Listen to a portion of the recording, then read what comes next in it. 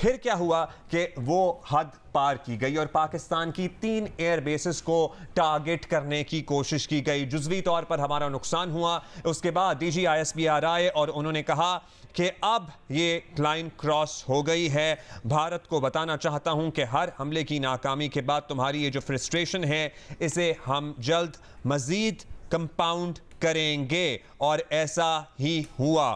پاکستان نے آپریشن کا آغاز کیا اور آپریشن کے نتیجے میں 16 سے زائد ٹارگٹس ہیں جن کا تذکرہ کیا جا رہا ہے جو پاکستان نے حاصل کیے ہیں, جن میں ایئر بیسز بھی شامل ہیں, جن میں S-400 جو ایئر ڈیفنس سسٹم ہے جو کہ بلینز آف ڈالر کا ہے, جو اسٹیٹ آف دا آرٹ, جو بھارت کا غرور تھا, وہ بھی تباہ کر دیا گیا ہے. اس کے علاوہ بھارتی ایئر بیس ادھمپور کو بھی تباہ کر دیا گیا ہے. پٹھان کوٹ میں ایئر فیلڈ کو بھی تباہ کر دیا گیا ہے. برہموس میزائل کی سٹوریج سے بھی اطلاعات آئیں کہ وہ بھی پاکستان کا میزائل لگنے سے تباہ ہو گئی ہے.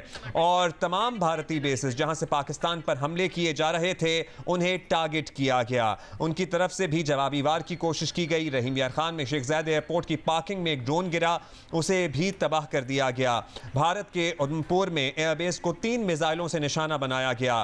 میزائل میں جدید نیویگیشن سسٹم جو فتح 1 کا ہم تذکرہ کر رہے ہیں 120 کلومیٹر یہ زمین سے زمین پر وار کرنے کی صلاحیت رکھتا ہے, اس کا استعمال کیا گیا اور یوں متعدد ٹارگٹس اچیو کیے گئے اور Pakistan without any loss of an aircraft has completed so far جو فیز ہے اس آپریشن کا. اور ساتھ ہی پھر ڈپلومیٹک رابطے بھی متحرک ہوئے. میر صاحب ظاہر ہے جو ہوا وہ ہم نے بتایا, لیکن آگے کیا ہوگا is more important certainly. اور ہم بارہا یہ کہیں گے کہ ہم امن پسند لوگ ہیں, ہم ذات میں امن پسند ہیں. جہاں بھی نقصان ہوتا ہے, جہاں ایک بھی انسان کی جان جاتی ہے, ہمیں دکھ ہوتا ہے. اور جب پہلگام میں ٹورسٹوں کو مارا گیا تھا تو یہاں پاکستان کے ہر طبقے نے اس کی اسی طرح مذمت کی تھی, تعزیت کی تھی.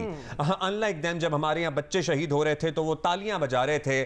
اب سیکرٹری آف اسٹیٹ امریکہ کا رابطہ, G7 ممالک, دیگر ممالک, روابط, دورے, آپ کو لگتا ہے یہاں سے بات سنبھل جائے گی؟ واٹ از یور سینس میر صاحب؟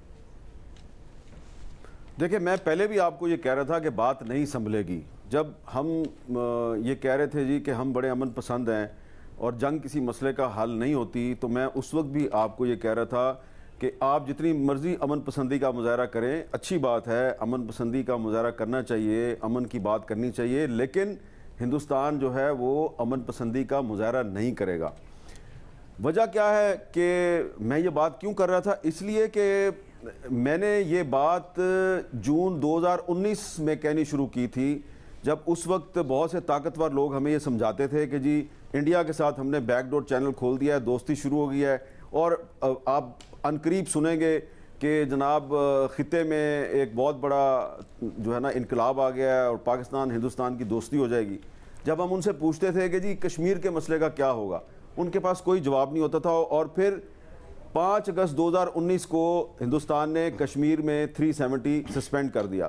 تو جب وہ سسپینڈ ہو گیا تو مجھے پھر دوبارہ بلایا گیا اور ایک بڑے اہم آدمی نے مجھے پوچھا آپ کو کیسے پتا تھا, آپ یہ ہمیں کیوں پہلے کہہ رہے تھے کہ جی ہندوستان جو ہے وہ بیک ڈور چینل پہ آپ کے ساتھ دھوکہ کرے گا اور وہ کبھی بھی آپ کے ساتھ صلح نہیں کرے گا, آپ کو کیسے پتا چل گیا؟ میں نے کہا بھائی میرے پاس کوئی غیب کا علم تو نہیں ہے نا, میں نے BJP کا مینیفیسٹو پڑھا ہے, میں نے ان کے جو لیڈرز ہیں ان کی سٹیٹمنٹس کو مونیٹر کیا ہے کہ وہ جو کہتے ہیں وہ کرتے بھی ہیں یا نہیں کرتے. تو وہ جو کہتے ہیں وہ کرتے ہیں. تو ان کا جو مینیفیسٹو ہے جس پہ ان کو بار بار انڈیا سے لوگ ووٹ دے کے ان کو الیکٹ کر رہے ہیں, مودی کو بار بار پرائم منسٹر بنا رہے ہیں, تو وہ اس بات پہ بنا رہے ہیں. اس نے کلیئرلی لکھا تھا کہ ہم 370 سسپینڈ کر دیں گے, مینیفیسٹو میں لکھا تھا. اس نے کہا تھا ہم اکھنڈ بھارت بنائیں گے, ہم نہ صرف پاکستان کا وجود ختم کر دیں گے بلکہ افغانستان, بنگلہ دیش, سری لنکا سب کو ختم کر دیں گے.